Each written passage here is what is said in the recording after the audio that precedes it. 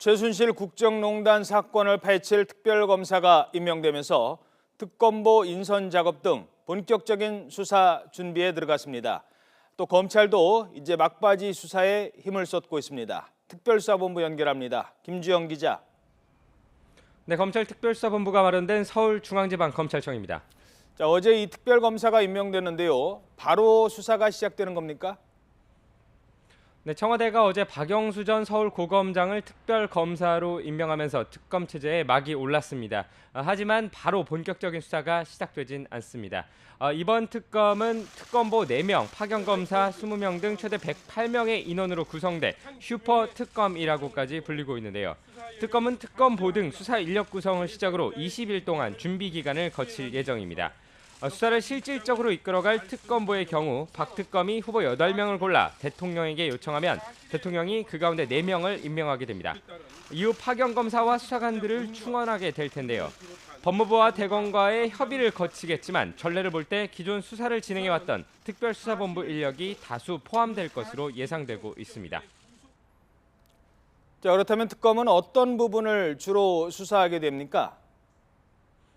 네, 인적 구성이 마무리된 뒤부터 본격적인 수사가 시작될 예정입니다. 이번 특검은 슈퍼특검이라고 불리는 것처럼 수사 범위 역시 방대합니다. 최순실 씨의 국정농단 사건 전반과 관련된 15개 대상에 대해 수사를 할 수 있습니다. 하지만 수사 과정에서 인지된, 다시 말해서 파악하게 된 관련 사건을 모두 수사할 수 있게 규정했기 때문에 수사 범위는 무척 넓다고 할 수 있습니다. 이 가운데에도 가장 관심이 가는 것은 박근혜 대통령에 대한 수사입니다. 청와대가 특검에 적극 협조하겠다고 밝혀온 만큼 대면 조사가 진행될 것으로 보이는데요.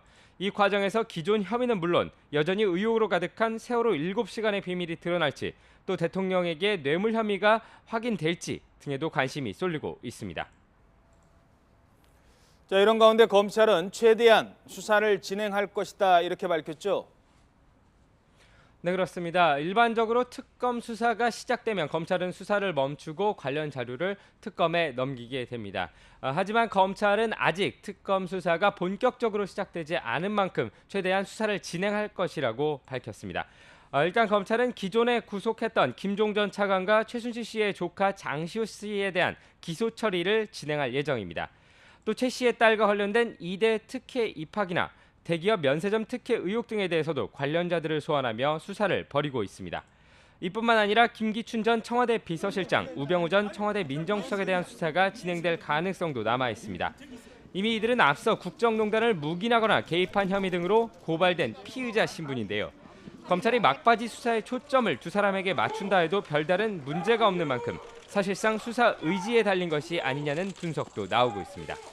지금까지 서울중앙지방검찰청에서 YTN 김주영입니다.